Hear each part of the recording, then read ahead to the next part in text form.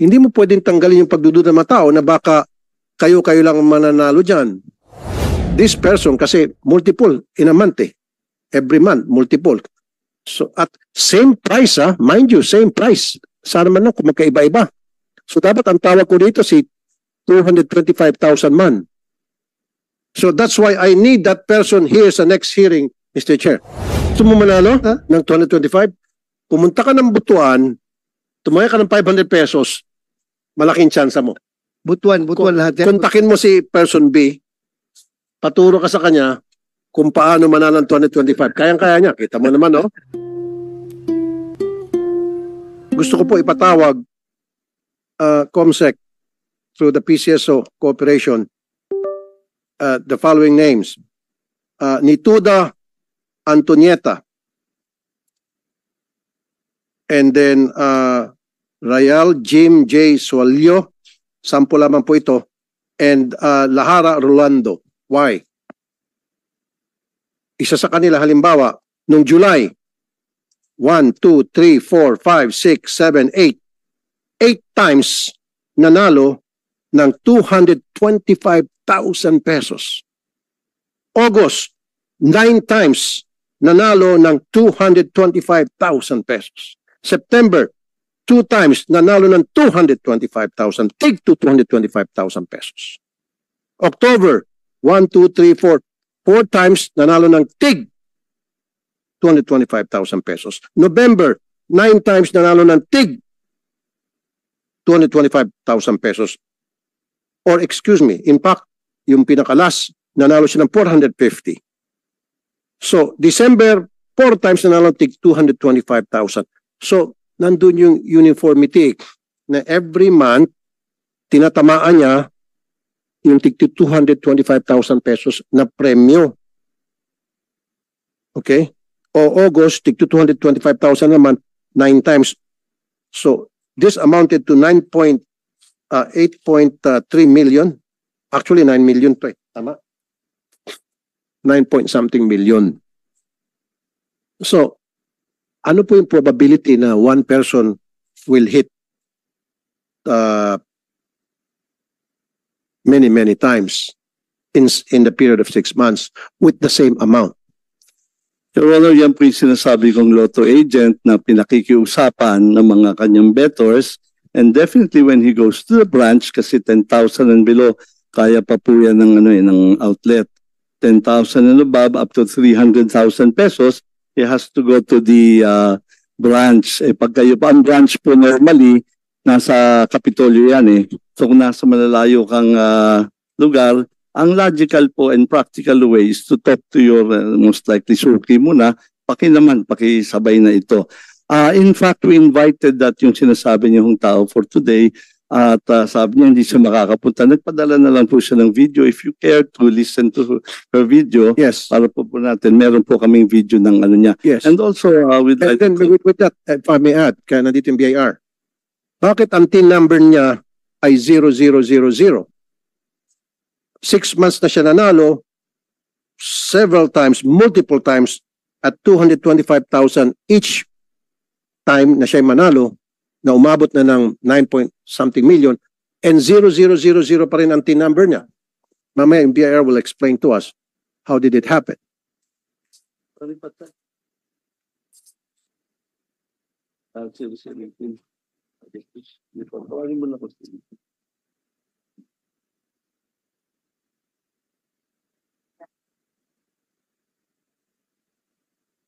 One moment, Your Honor.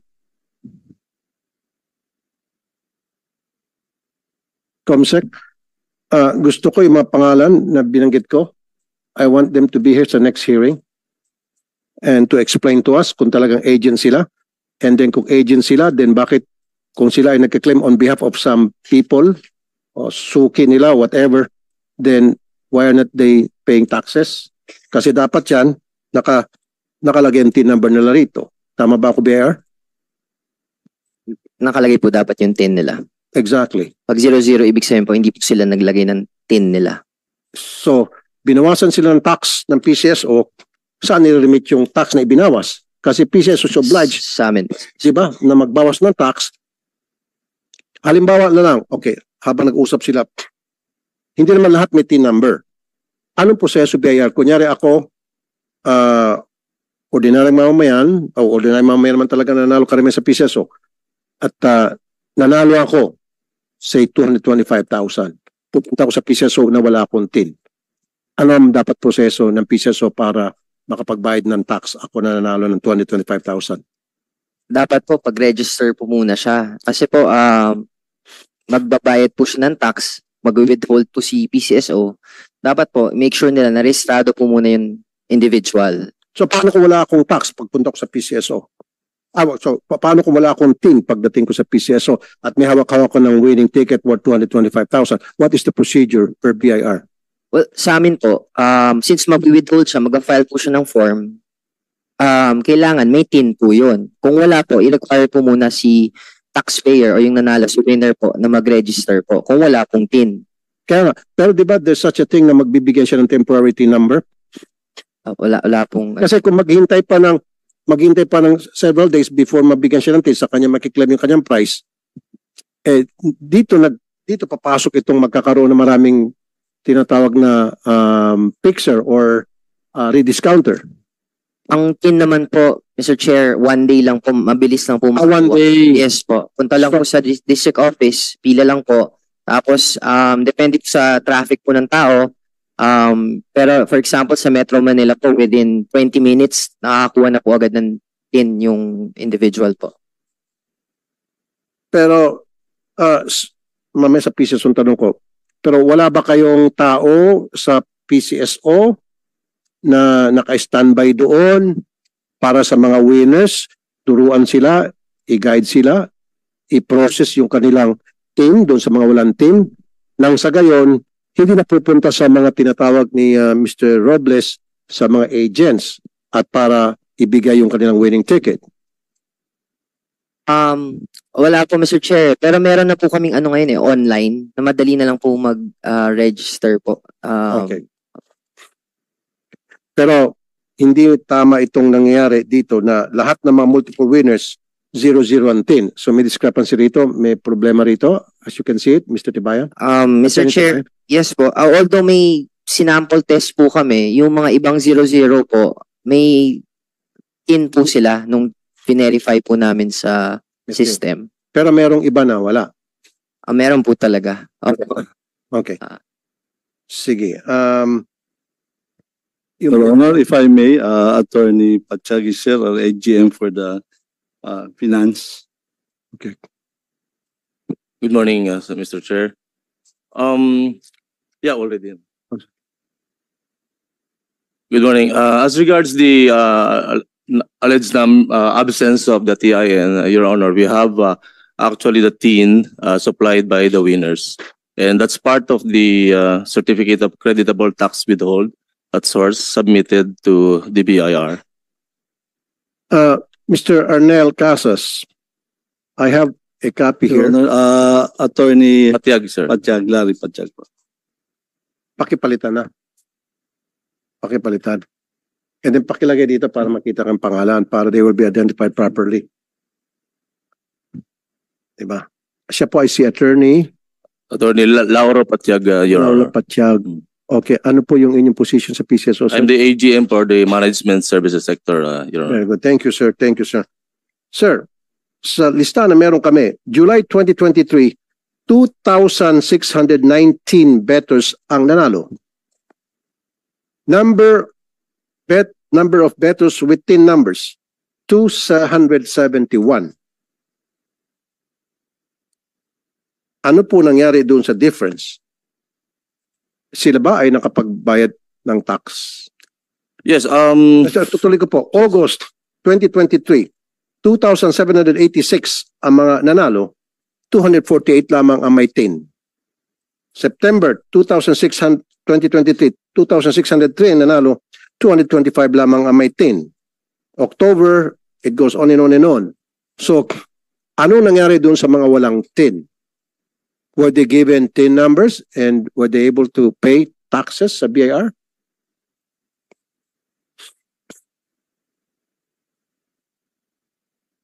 I'm referring. Your Honor, I'm referring to the winner, particular winner mentioned as regards the winnings. Mamaya na po yung winner, mamaya. Ito Pero lang yung- kasi sinasabi nyo, may mga team numbers. Okay. Siguro hindi nilagay ng PCSO dito kasi kung nilagay ng PCSO yung team number, respetuhin naman yun. Of course, we're not gonna mention it kasi we know na that's confidential. Okay? Pero since wala, nilagay 00, kaya nagtataka kami. O kung talaga may team numbers yun, yung mga malalaki, yung mga multiple winners, nilagay nyo sana para hindi na kami magduda. Siyempre, we will never show it to you yung team number niya o nila, yung mga multiple winners. Now, sige po, sino gusto mag-answer? We have the division chief, Your Honor, that processes the winning claims of our lotto winners, and Okay. Miss Felan. Miss, anong pangalan? Ma'am, anong pangalan niyo po, ma'am? State your name and position. Felan Ramos po. Ma'am, pwede patanggal na para mag-intindi na tayo. Lahat naman tayo rito vaccinated na ano. Sige po. Felan Ramos po, Division Chief ng Prize Fund ng Accounting Department. Okay, ma'am. Okay, kwento sa amin yung proseso. Halimbawa, ako si Juan de la Cruz. May hawak-hawak ako na 225,000 winning ticket. Ano yung proseso? From start to finish, from A to Z. Bali sir, pag may claimant po na pumunta dun sa office namin, kino-compare lang po namin yung ticket. No, yung proseso, ma'am. Yung pagpasok niya ng gate ng PCSO, saan siya pupunta? Bali sa guard po para po magpirma ng ano, ay mag-fill up po ng form yung Sa guard pa lang. Opo, claimant's form. Saan guard? Yung sa gate? Dun po sa may second floor na po. Sa second floor. Opo, sa division po namin. Pero pagpasok sa gate, sabihin niya, pupunta ako sa PCSO kasi meron ako winning ticket. Yes po. So, after the gate, sabihin sa kanya, sige, lahat ng mga pananalo, punta sa second floor. Yes. So, Juan de la Cruz will go to the second floor. And then, pag sa second floor, ano nangyari? Bali, mag-fill up po siya ng form sa claimant's form. Then after po nun, ibibigay po ng ibibigay ng guard dun sa staff po namin para i-validate po yung ticket. Okay. So pag once na may ticket po, ang kino-compare po namin is yung 2 valid IDs plus yung ticket po na dala niya. So Okay. ang ano po namin doon is kino-compare namin yung signature ng claimant dun sa likod plus yung ID na dala niya para po malaman namin na siya po talaga yung may-ari ng ticket. So, what happens kung wala siya pong ID?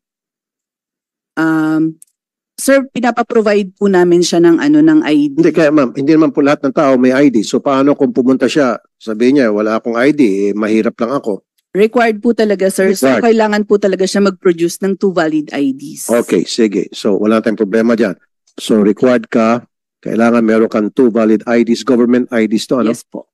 And then, ipipresent mo yun sa PCSO, pagbabanggain ng PCSO, yung ID, doon sa nakapirma sa ticket. Kung siya talaga yon. Okay, and then, Tapos, once na-verify po yun, pag once na-verify na po namin, i-validate na po namin yung ticket, may lalabas po dun sa machine namin na pay ticket siya. So, pag once na na-validate na po namin, ipaprocess na po namin yung voucher. Regarding po dun sa TIN, may mga ibang claimants po kasi na wala po talaga silang TIN. exactly. So, yun po yung ginagamit namin, sir, yung 00. Or may mga agents, ay may mga claimants. Okay, wait, stop right there. So, meron po mga winners, kumpleto sila sa ID, verified nyo yung signature nila doon sa winning ticket na sila yon, and then nung ipoprocess nyo na, bago sila mabigyan ng voucher, wala siyang TIN. Yes po. So, therefore, lalagyan nyo siya ng 000 TIN. So, paano nyo po may remit yung winnings niya, yung panalo niya, yung tax sa pagpanalo niya, sa BIR when in fact you have a 00 TIN number. Bali yung, sir, yung nasa alpha list po namin, yun po yung mga nakalagay na 00 plus yung name po ng claimant. Kamuna. BIR, are you listening? Nag-process sila ng winning ticket worth 225,000. Since walang TIN number, lalagyan nila ng 000. Babawasan nyo yun. Magkano ibabawas nyo? 20% po. How much is 20% of 225? 45 po. 5,000. Yes po. Yun ang binawas nyo doon sa 2025. 45,000 na supposed to be sa BIR. So, paano ibabangga ng BIR yung 00 TIN number doon sa winning yung Magkano po ulit? 45,000. 45,000. Ibabangga sa tao na nasa, di ba? Explain. Kami naman, Mr. Chair, since it's already a final tax, kumbaga nabayad na yung total amount of tax, wala nang ki-credit po. Kasi hindi po siya creditable na ibabangga namin sa income pa ni taxpayer. Kumbaga, yun na po yung total tax po na Kaya nga po sir, ano? So, yung 40,000 na binawas nila doon sa winner na walang tin, na binigyan nila ng 0010, magre-remit kayo sa BIR? So, paano ma-identify ng BIR kung sino yung nanalo na 001 tin number? Saan nila ilalag yun?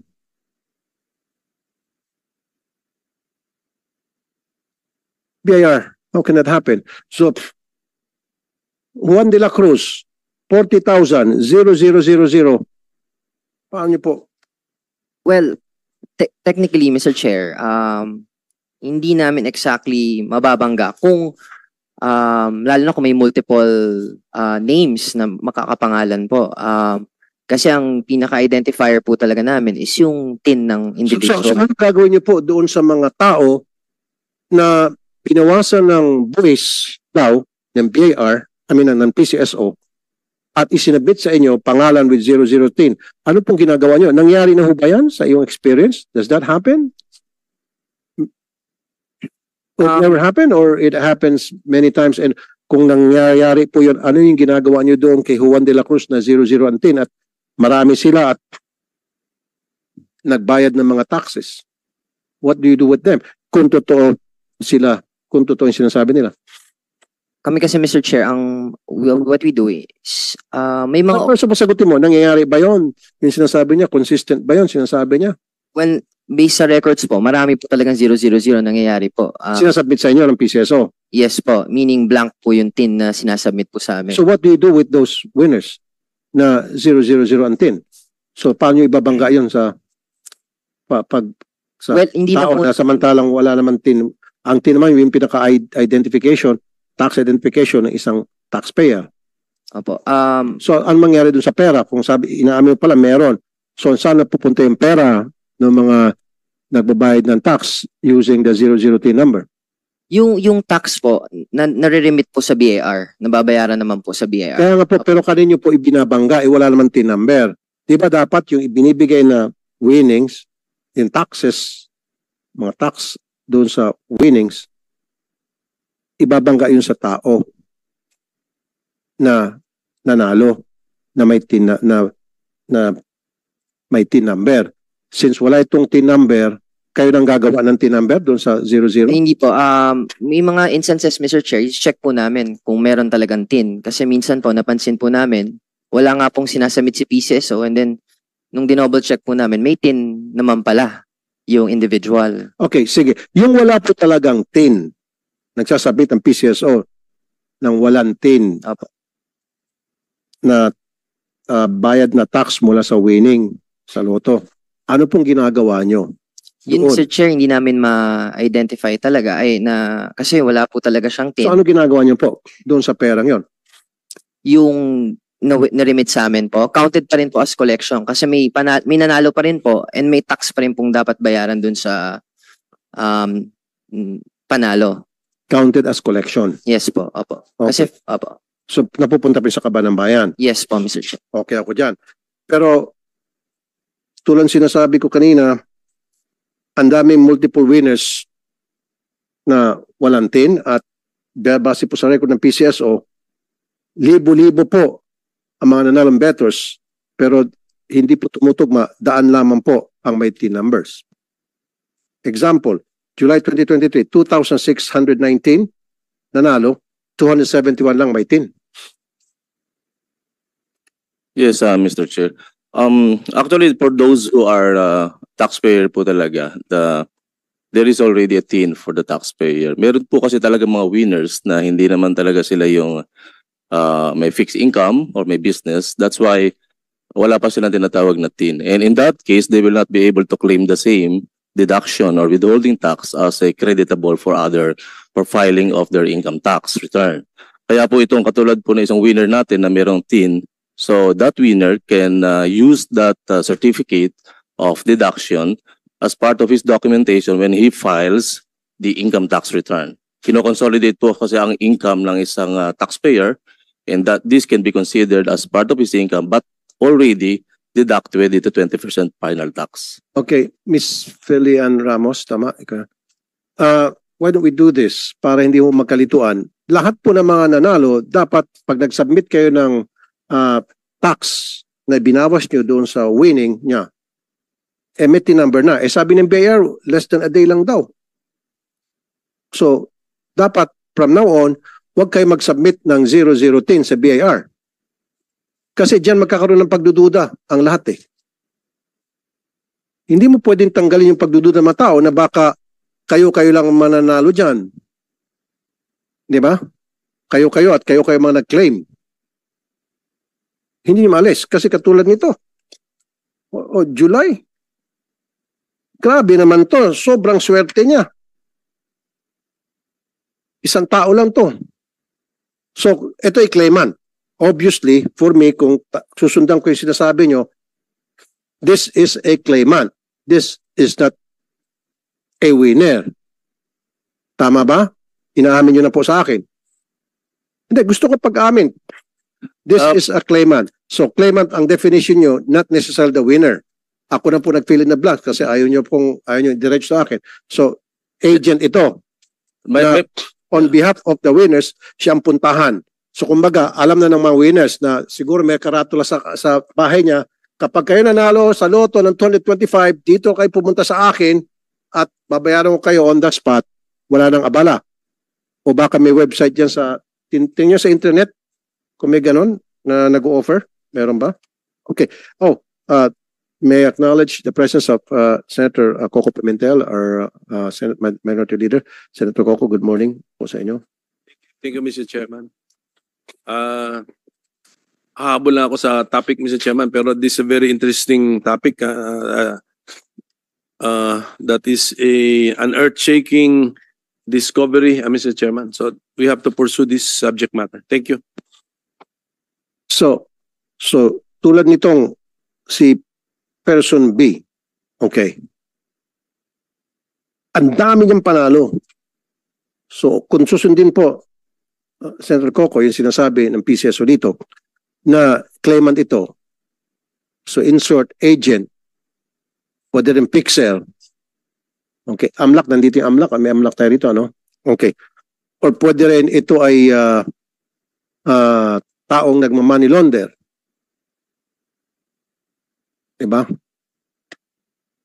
Or maybe, ito po ay si person B ay nakaabang sa PCSO na Ma'am Felian Ramos, di ba meron kayong kwarto muna na kung saan nilalagay niyo muna yung mga winners doon?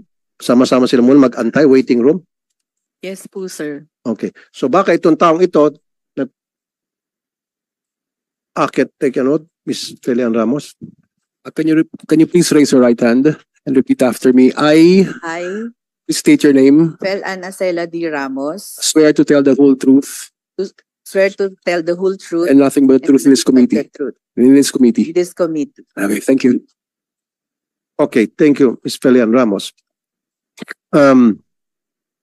So, are you saying na kung yung sinasabi ka ni Mr. Robles na agent, sige, for the sake of argument, agent nga siguro yon. So, may tao doon sa PCSO siguro na nakaabang na parang sa LTO ba? Hoy, may panalo ka dyan. Kaysa naman matatagalan ka rito, mag-antay ka ng siyam-siyam. On the spot, babayaran ko na lang yan. That is a possibility? No, pakianswer lang. Is that a possibility? Yes or no? Lagyan mo yung mikropono. Sa part po ng PCSO. No, basta sabi mo, is that a possibility na merong kung going with what Mr. Robles said na this might be an agent, meaning hindi siya mismo yung winner o hindi siya mismo ang bumili ng ticket para maging specific tayo. So, this person kasi multiple in a month every month, multiple.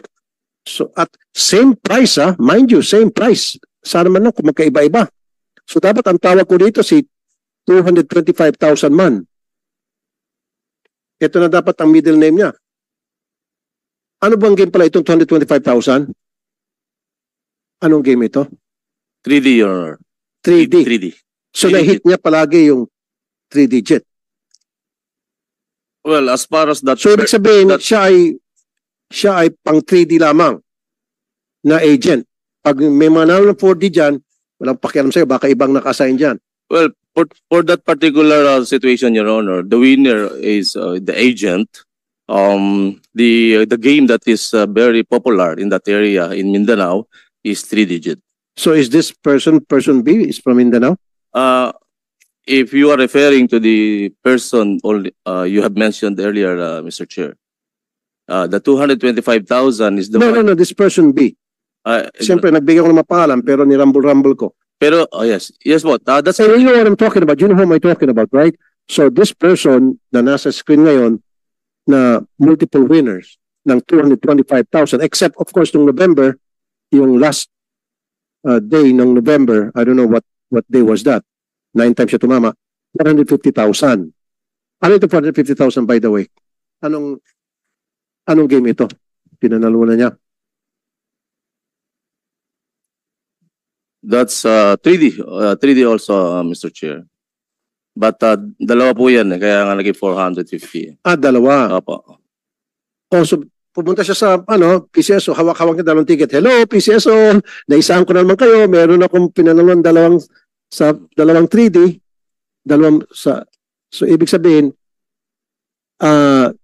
sa one particular bola, ilan lang pwede manalo ng 225? Isa lang, di ba? Tama? O pwede manalo multiple winner. Yeah, multiple winners. Pwede sa isang game. Each will get 225. Yes. So itong taong ito, pumunta, no last part ng November, may hawak-hawak na dalawang ticket. Yes. That's correct, Your Honor. Okay. So going back to sa question ko,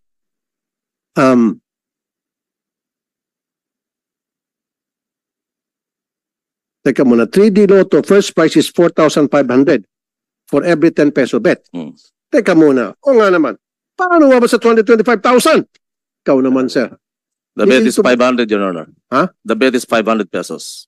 500. So alam niya na mananalo siyang 225 para mag-invest siya ng 500 pesos. Teka muna. Dali. Yes, Your Honor. 3D Lotto, first prize is 4,500 for every 10 peso bet.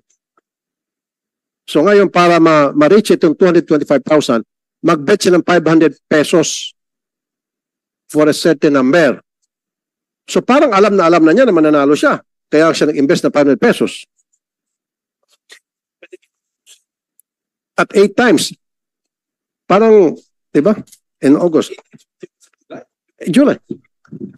August 9 times. Siya pa rin. September siya pa rin. But not once. Meron pa. Alam mo, si A, mamaya pakita natin si A. Marami sila eh. Meron si A, si B, si C. Puro multiple winners to. Mamaya papakita sa screen. Si D. Hindi, si B lang yan. Si D. Marami sila eh.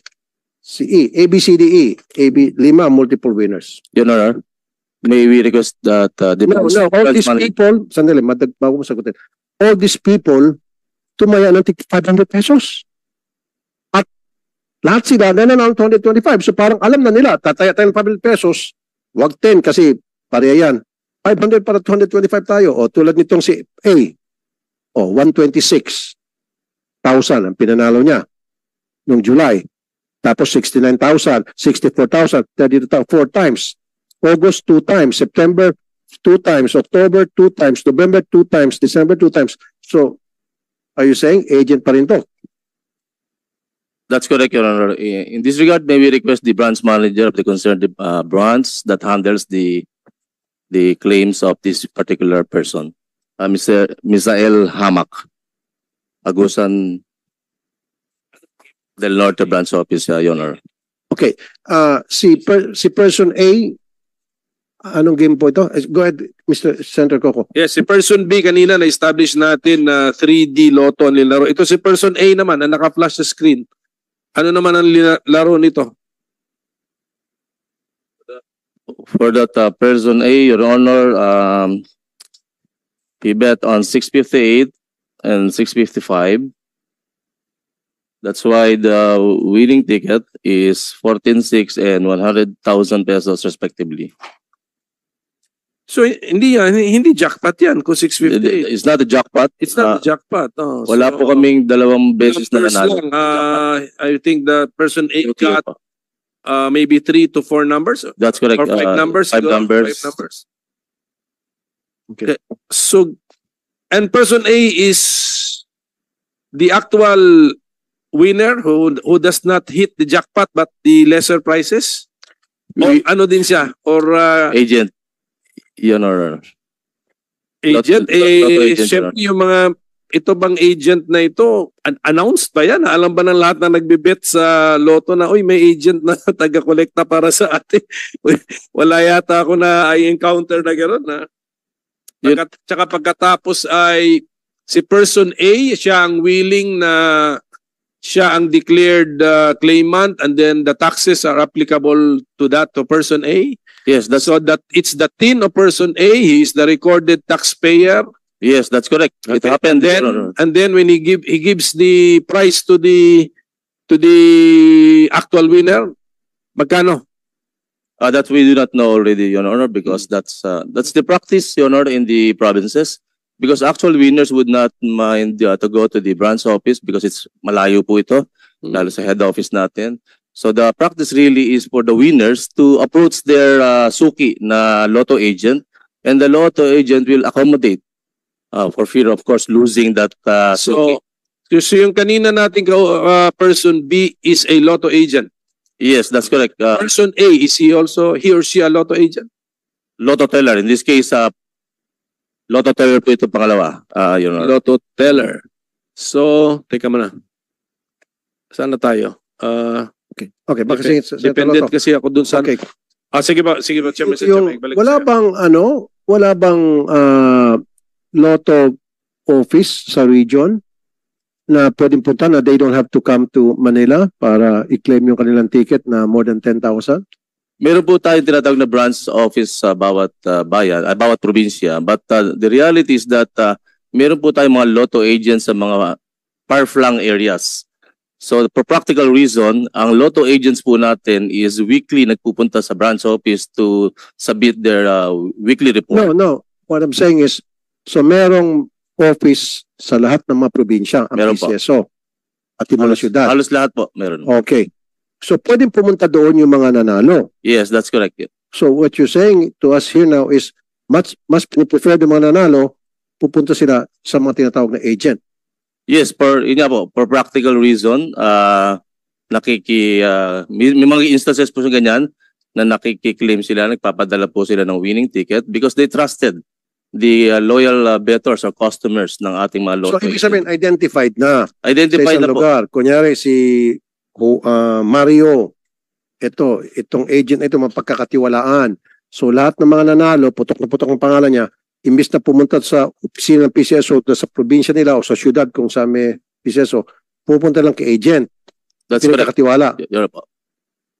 Si agent nang magpo-process nito sa PCSO. Okay? Tama po, Mr. Chair. At gamit-gamit yung kanyang TIN number. Opo, tama. So lalabas na siya ay nagbayad ng tax. Pero in some cases, walang TIN number eh. Mismo inaamin ng BIR eh. Malaman po ito yung mga karaniwan, yung mga talagang winner. I mean, the single winner for a particular bet lang. Hindi ito yung mga typical na agents natin o kaya lotto operator. Mr. Attorney Tibayan, na tingnan niyo na po, naibigyan na naman natin sa inyo yung listahan ng mga multiple winners. Meron ho ba silang lahat na TIN number? Yung A, B, C, D, E, 5 of them who are multiple winners, may mga TIN numbers na ba sila? May TIN numbers ba sila?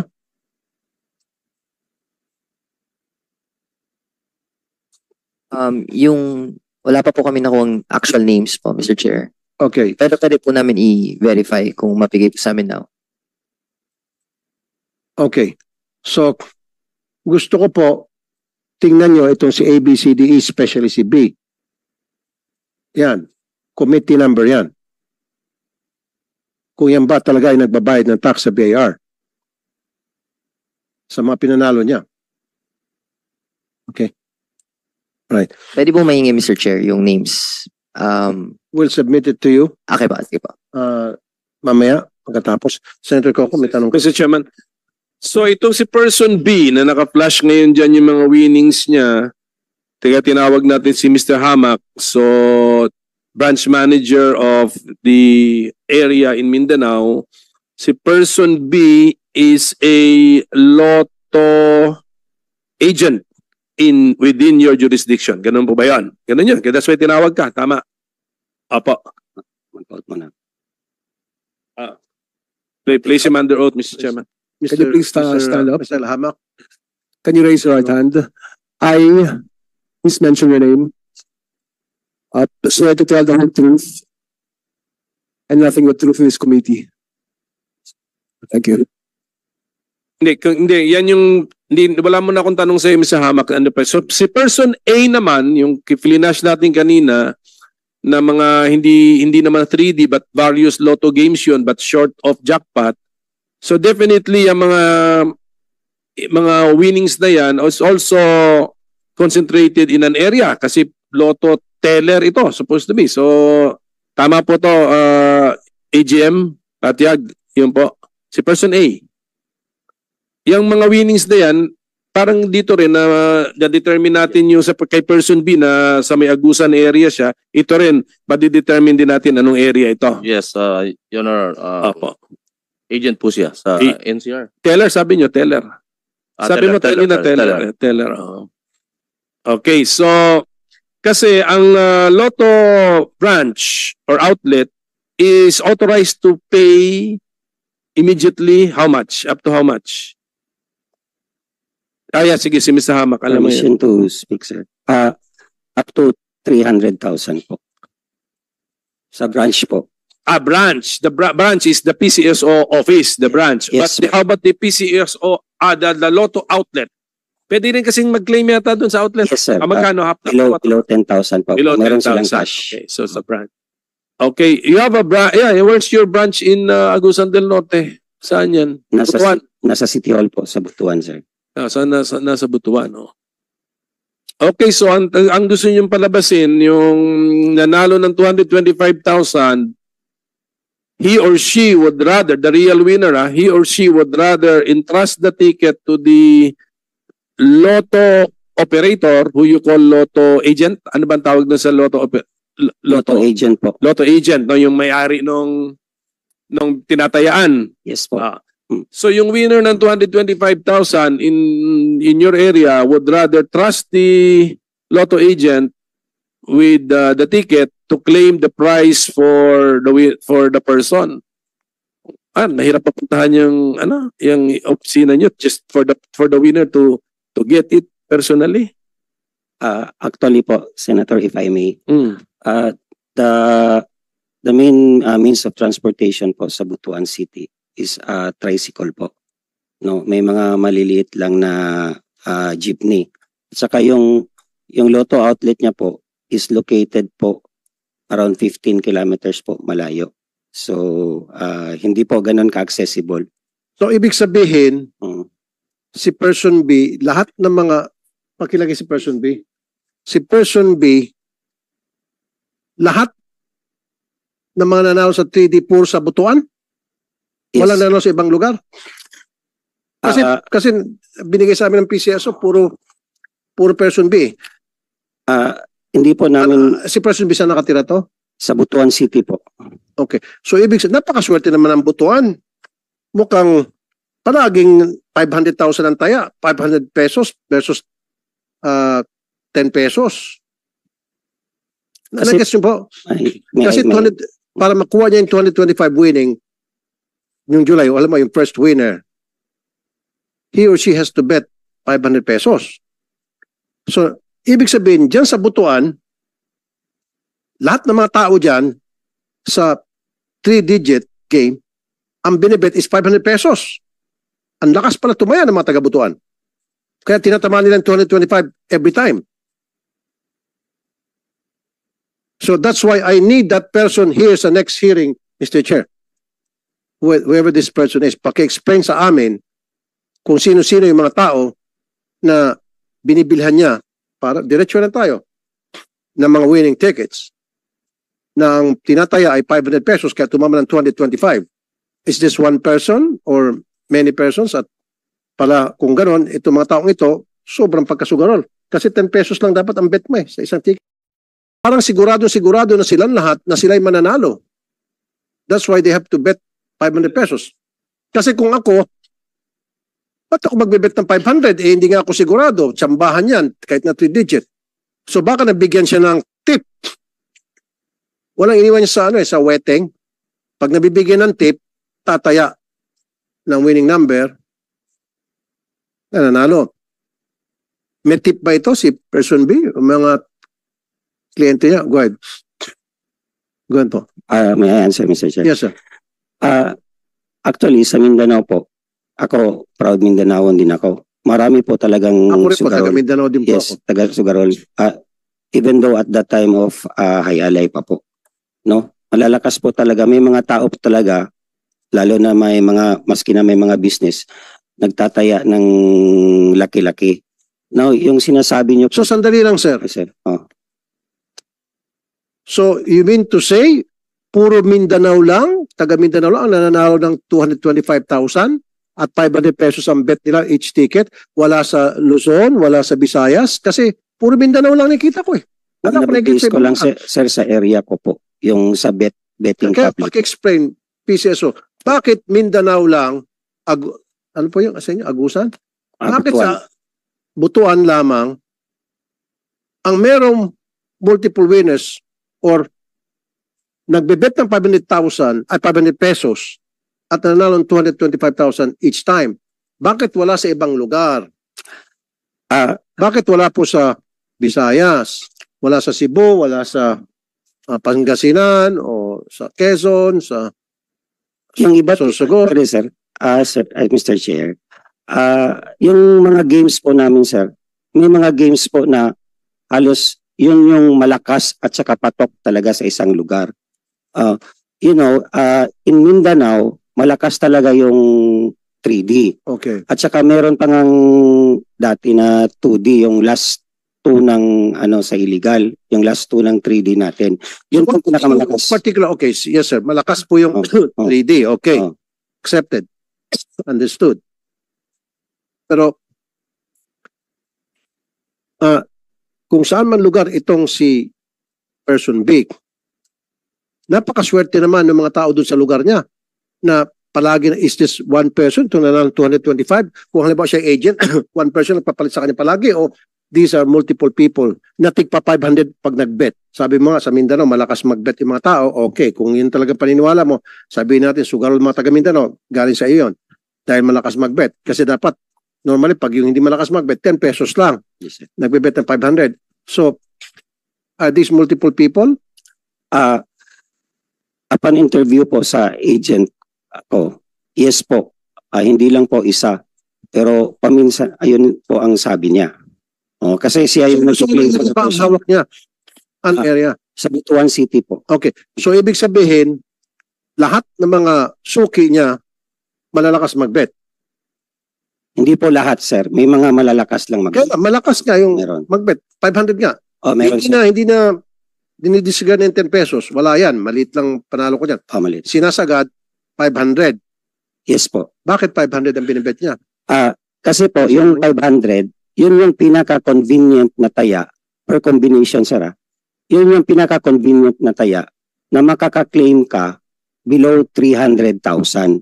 225,000 po yung panalo ng 500. Pwede namang 550, 600, pero hindi po siya convenient sa currency natin. Medyo brutal po. So 500 is the most convenient na kapag panalo ka na, hindi ka na pupunta ng Manila. Kasi pag mag 1,000 ka na, that's already 450,000. Sa nakita nyo, may isa po dyan na claim niya po sa Manila. Yun pong 450,000.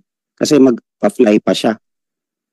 So, ibig sabihin, pag 225,000, hindi niya kailangan pumunta ng Manila. Pero may option din siya na pumunta ng Manila kung gusto niya. Pwede rin po, sir. Tama? Tama po. Okay. doesn't matter whether pupunta sa Manila o hindi, 225,000 o kung o above 10,000, may option siya pumunta sa Manila kung gusto niya o pumunta sa district office kung gusto niya. Yes po. Oh. Ang expenses po, sir, na pupunta ng Manila, sir, malayo po yung Butuan, Pero kung sir. 225,000, pwede mo pumunta sa opisina sa Butuan, sa district office ng PCSO. Tama? Para mag-claim? O kailangan pumunta pa ng Manila?